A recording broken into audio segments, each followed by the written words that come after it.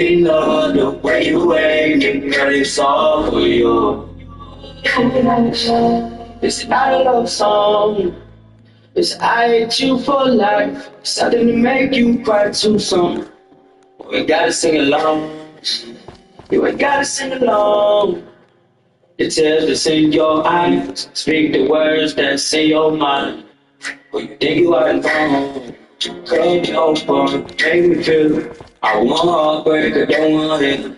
I am so lost, don't wanna be found. Don't you lend your hand to kick me to the ground. To my heart too. That's what I want you to do. Nothing to lose. For myself, let's go. I can't stand it when you feel like you're the only one that's right. Hold the blade right from my back. Cut me open and lick the knife. Drive me crazy like you always do. I love the way you fucking hate me. I fucking hate you too. Now it's your turn to feel everything that I felt. Painkillers don't help when the pain that you're killing yourself. I make you hate me for real, even though you should hate on yourself. I don't care if you take me to hell, as long as you take me to hell. Ooh, I can't stand how you feel like you're the only one that's right. Hold the blade right from my back, cut me open and lay the knife. Drive me crazy like you always do. I fucking love the way you hate me, girl, it's all for you.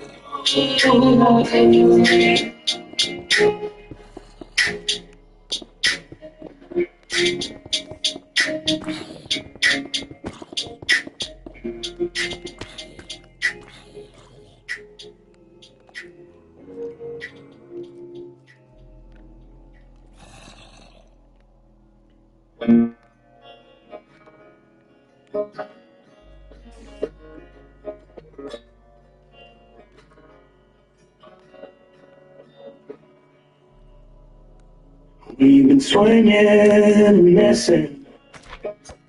It ain't broken, but damn, it needs fixing. Been a while since you kissed, felt like kissing. It's just different. We've been talking about forever since we've been together. Something about it makes you think we're better off with all this. Caught in between a rock and a hard place. Stage tears rolling down your face when I walk out that door. That's when I'm lost in midnight lost in damn life exhausted. What else is all for? Is this where it ends or it breaks? Between a rock and a hard place. For the record, she throwing in the south, say some effort. Still might ride it out for better weather. If it gets between the rock and please, stage tears rolling down your face when I walk out that door. That's when I'm lost in midnight and lost in the damn life exhausted. What the hell's this all for? Is this where it ends or it breaks? Between the rock and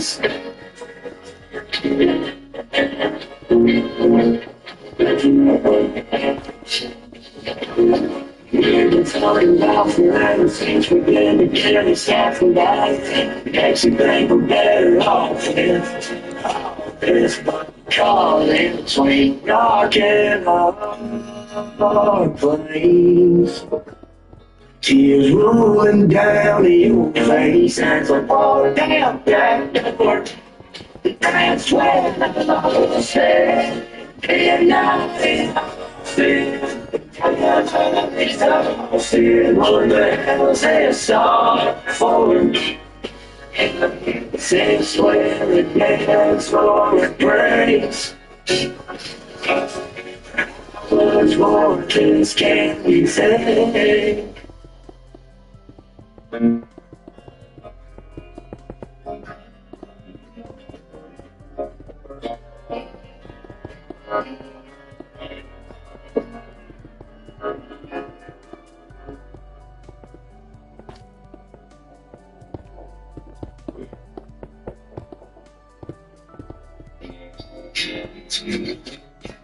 Oh, honey.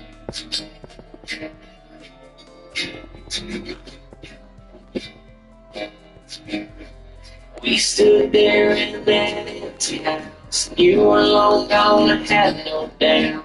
When you said, boy, it's me or the alcohol, I said the whiskey don't cheat and the beer don't hurt me. Cigarettes don't tell made up stories. They damn sure drown my pain when you do.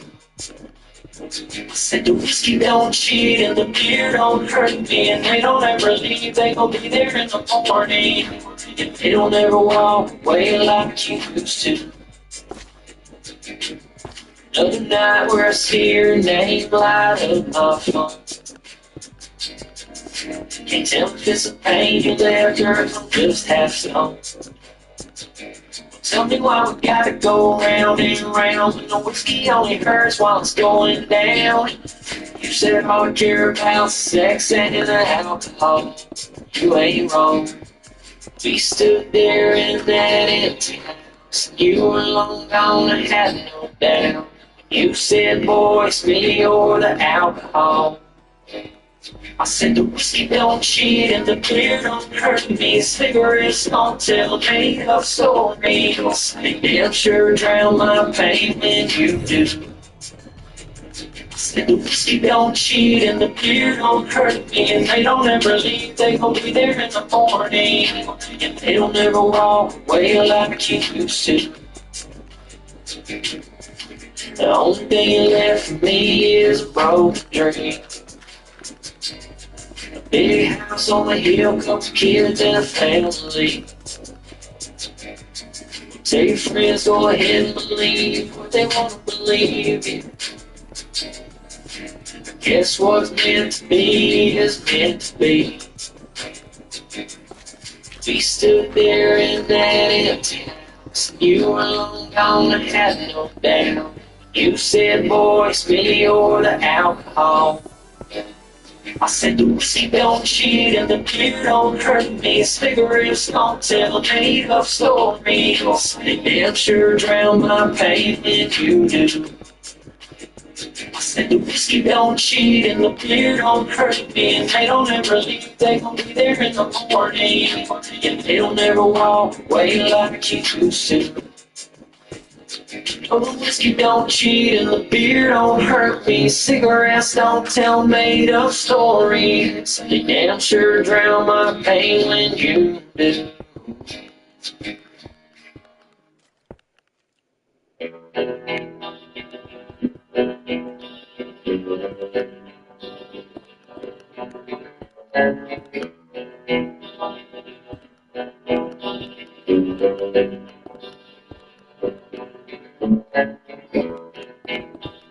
Lately I'm traveling my pain with a bottle and Mary Jane. No matter what I take, I feel the same.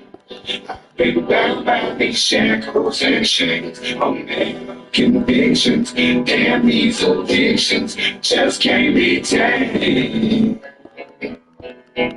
So lately I'm trying my game with a bottle and Mary Jane. Have a tap on the top, fat smoke rolling from the door. Even though I'm damaged, I'm standing on mountain tops. I'm lost, where I should go from here, I don't know. Eyes closed, but the pain on my face, I don't show. A prisoner inside my mind, I can't get out of here. I don't know why your signs are so loud and clear. Lately I'm trapped in my pain with a bottle and Mary Jane. No matter what, I feel the same. Been bound by these shackles and chains, a man of convictions. Damn, these addictions just can't be tamed.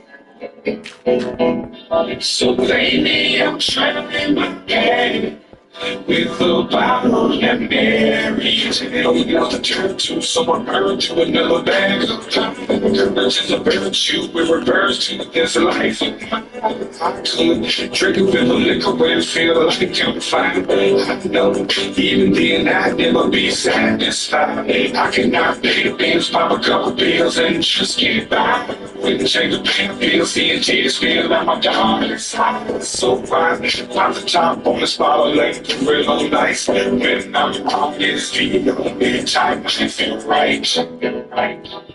Lately I'm trapped in the pain with a bottle and Mary Jane. No matter what I take, I feel the same.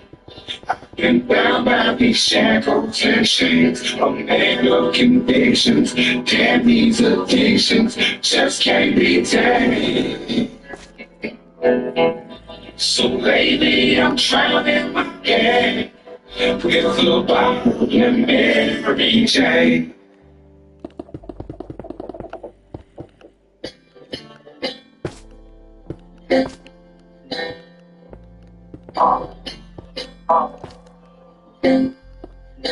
There's a fire down here, off in the cut. Four-wheel drives out slinging that mud. Ice cold beer, a shotgun one. We ain't turning down till the sun comes up. We just want to party, we just ask the party. Tell them come on if they want to have fun. Going down till the all turn up. The paycheck just hit on deposit. I got a little sunshine in my pocket, and we got everybody meeting up beside, cruising in the bed of that truck. Got the subs in the Jeep steady rocking. The country girl really looking like a goddess. It's Friday, you know we ain't stopping till we see the sun come up. There's a fire down here, off in the cut. Four-wheel drives out slinging that blood. Ice cold beer, a shotgun one. Ain't turning down till the sun comes up. We just want to party, that's all it is. So come on if you want to have fun. I can go down till the mountain up. All full up, all full up. I can go down till the mountain up. Fire down here, all in the cut. I can go down till the mountain up. Got the pump straight coming out the water. Southern Bells can't shake it to power. Yeah, that's how we really do it in the holler. We're just doing our thing. Jack G got me sipping on the whiskey. Turn it up if you're getting there with me. Anybody out here from the city, we ain't gonna change. There's a fire down here.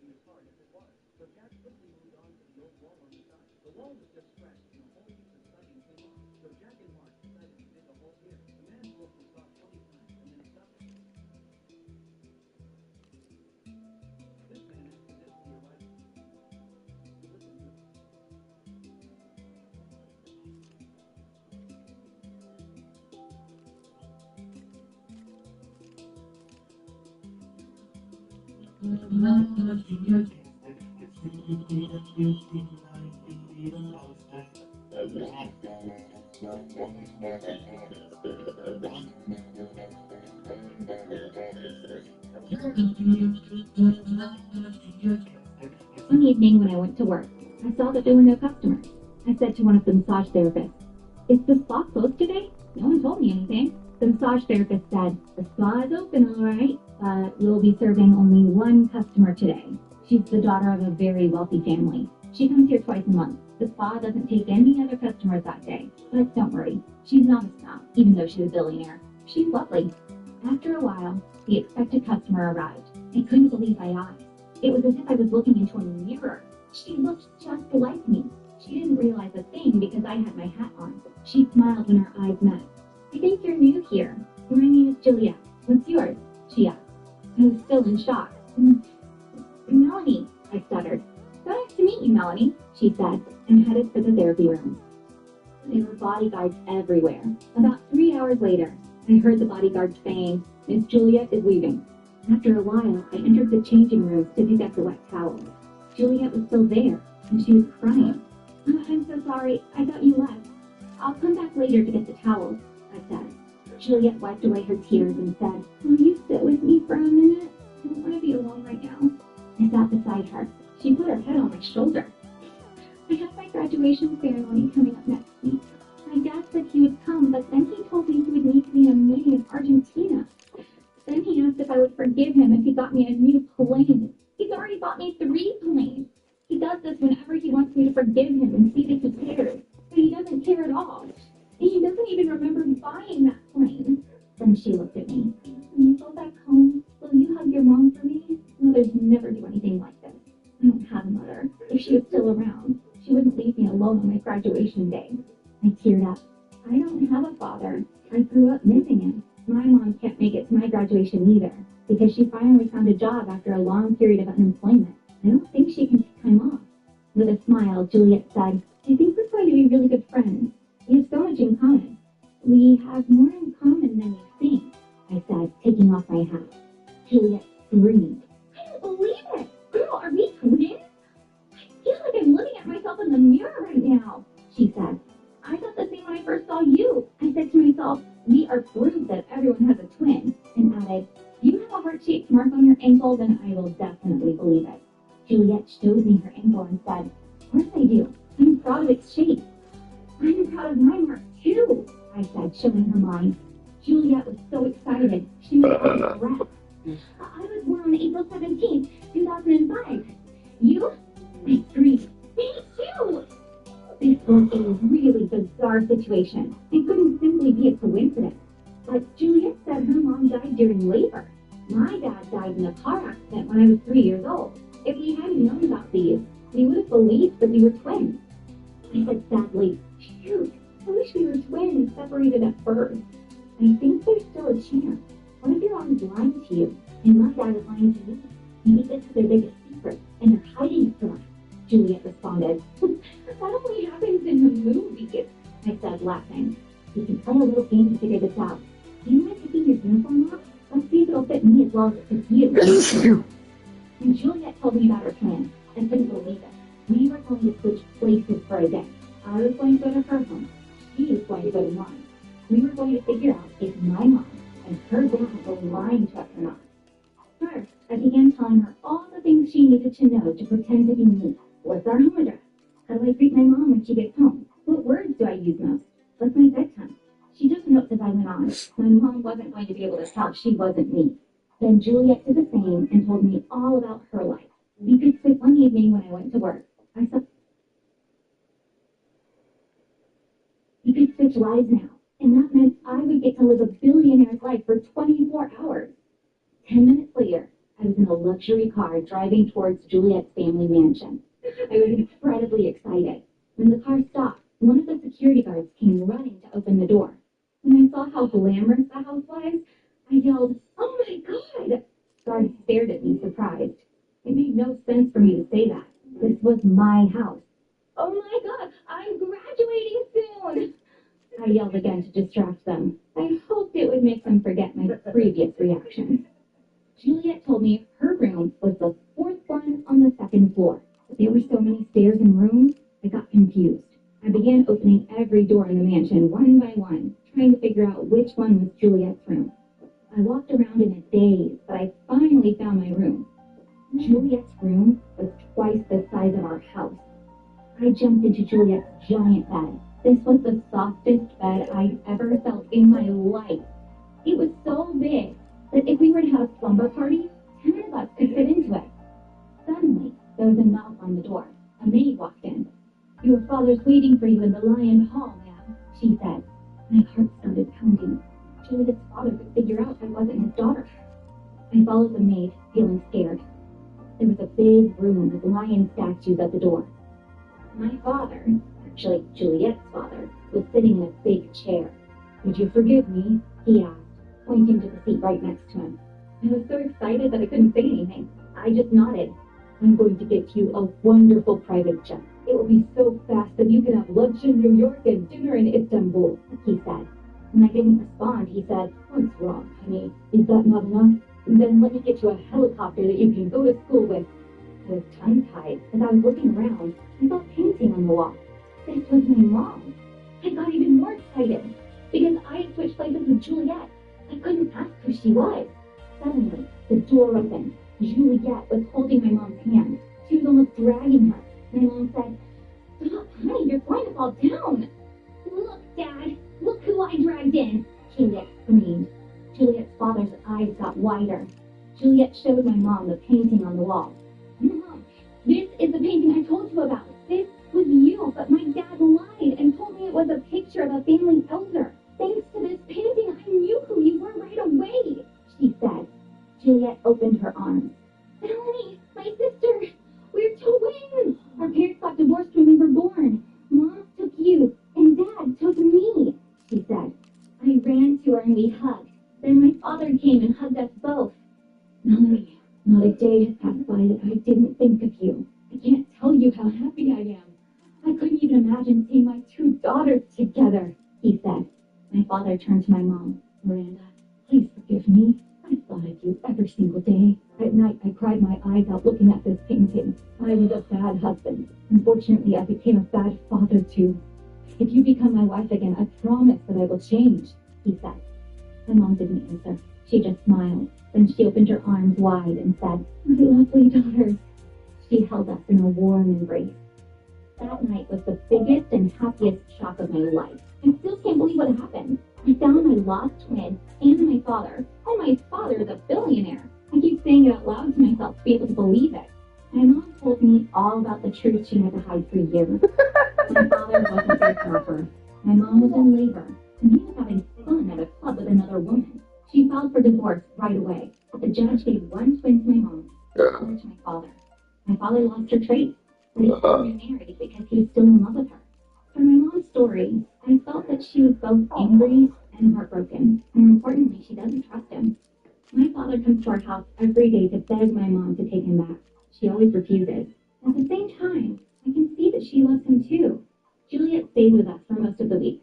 I'm not surprised at all that she leaves her billionaire life to come to our place.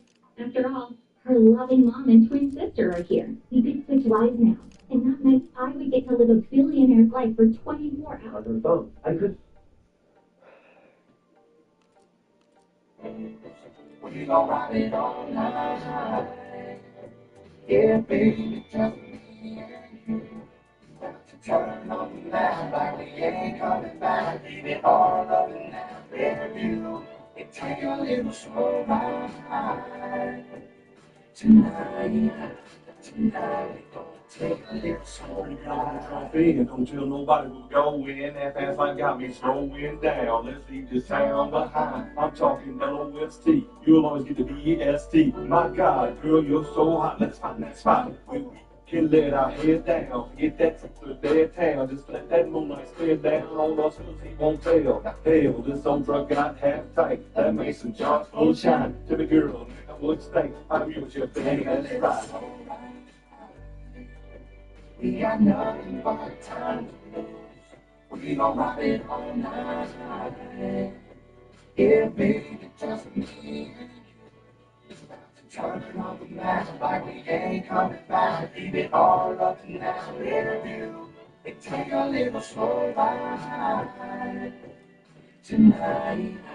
Tonight, take a little slow ride. Think about it, better yet, I think we should think about it. That he, she, that you, me, ain't no other place we gotta be. Just out here living our best life. Forget that everyday stress life's gonna be one of those best nights. Talking better than the best night. Cause all I wanna do is just slide up next to you. Find that shooting star, make kisses. Hello, and I love you kisses. Cause girl, you're the only one for me. No need for us to hide. Let's turn you. I sued my parents for having me without my permission. But I just want to make a couple of things clear here. So my parents said I sued my parents to court for having me without my permission, and I won. So the court ordered them to give me $5,000 a month to cover my basic living expenses. Well, they went and had that appealed. So now they don't have to give me a damn thing. What are you talking about? What are you talking about? I took my parents. There was a 3-inch nail that had pierced my skull. So this is the actual nail that pierced my skull. It went in right here in my temple behind my eye, and then it pierced up through my optic nerve and into my brain. And in Your Honor, I was scared to death, and now I am completely blind in my right eye. Sheriff, did you get the nail? Let me see. So this nail went into your eye?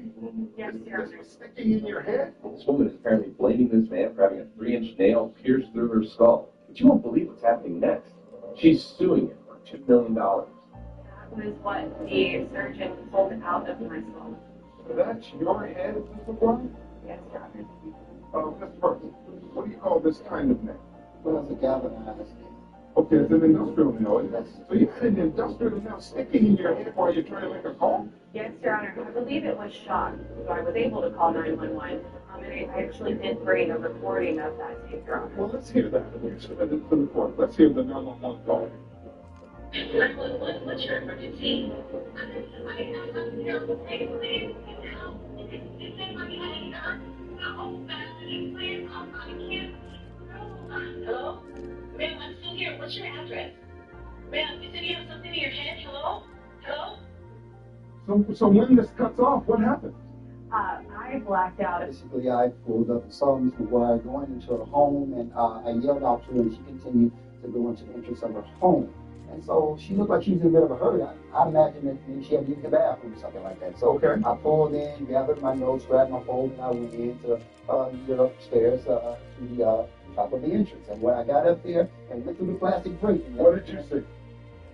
That's when I saw Mrs. McGuire laying in a pool of blood. And there was a 3-inch.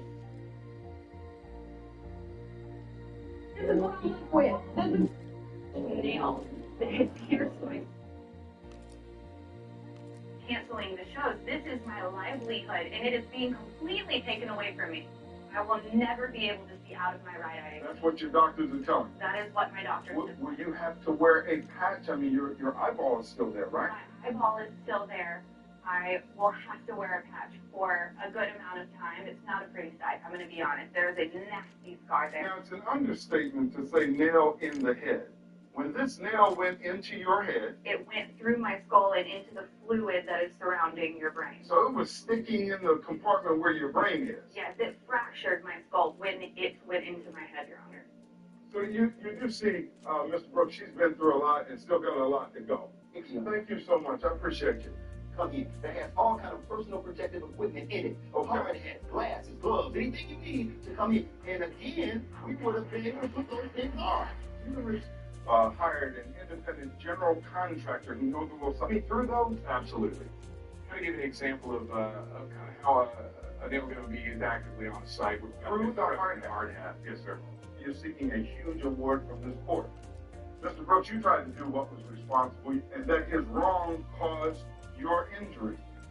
However, the evidence shows that he wasn't wrong by himself, and that is my final verdict. This matter is adjourned.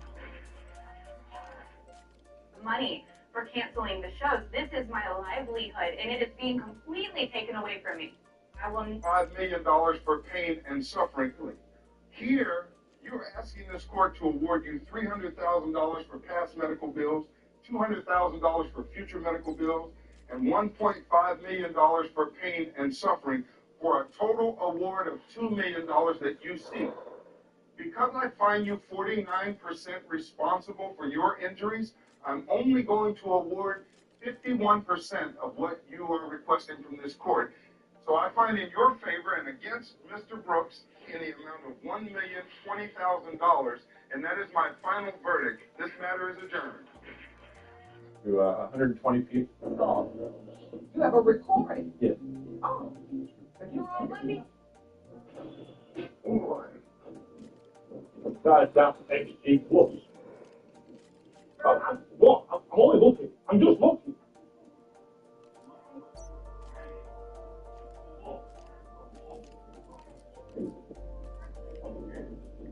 My wife demanded $300,000 for a divorce settlement after she left me and my son for a full year to get passed around and rack up almost $20,000 in debt. And now I'm wondering if I should just give her what she asked for or not.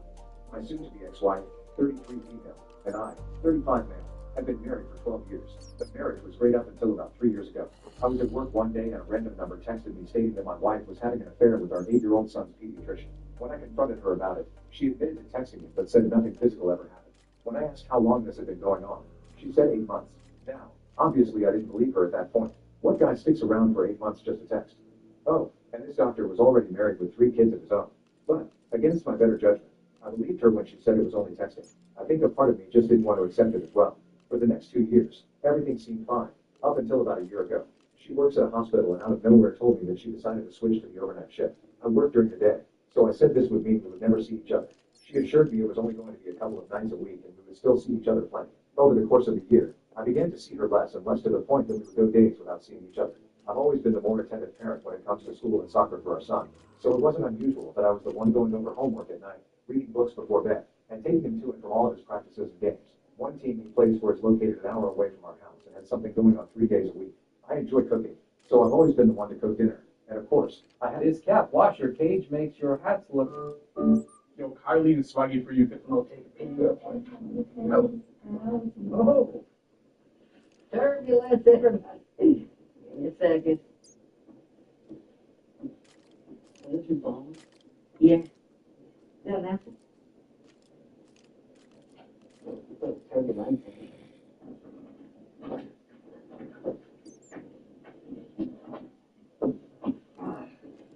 Dang, too much turd. Got to sit down and pick you like a little girl.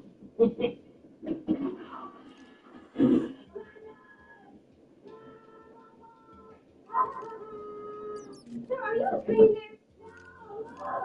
I'm not gonna fuck this up. Oh my God. Oh, what you doing for? That's so stupid. I'm not trying. I didn't ask you that. Oh, good. I didn't know. So you got his phone that stuff down his phone. I just got through this and I pushed the thing. I'm sorry. I quit. I hate phones, girl. No way. I didn't know. I don't know what to do. They didn't do it at school. So you gotta listen up when I flush, okay?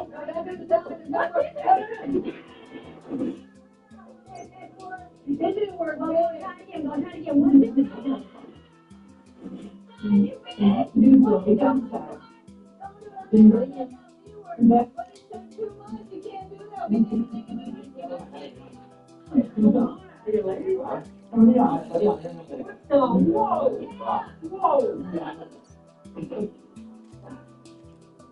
You got enough. Bring that up. You want me to clean this up first? You guys go that toilet. Watch your face, sir. It's coming in. Get out of here with your blood. Now you gotta come here. You gotta get your mess up and out.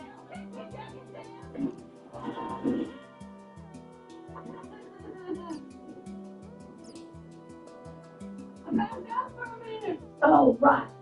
Not again.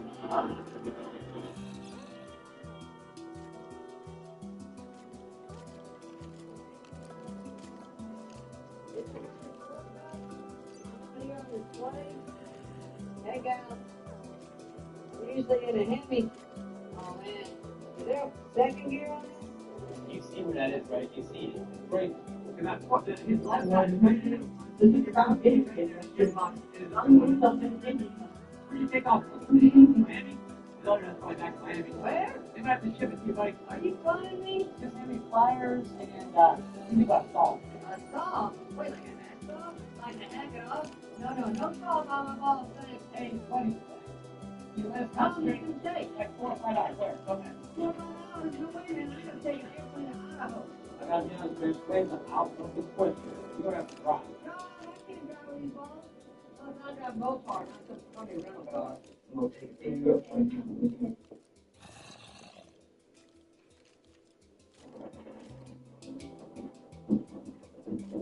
I don't like your tone. Look at my boy. All wrong. Hey, Clem. I come to check on my boy Joe Dirt. He's my goose that lays the golden eggs. You don't mess with my goose unless you're a gander. Are you a gander? No, not here. I gotta get out of here. I gotta go to Brady's house. I'm not gonna food, baby. Joe, go meet your woman. I will take care of these guys. You know, what kind of relationship we get her? Chain and knives. Especially to the people. Didn't you hear?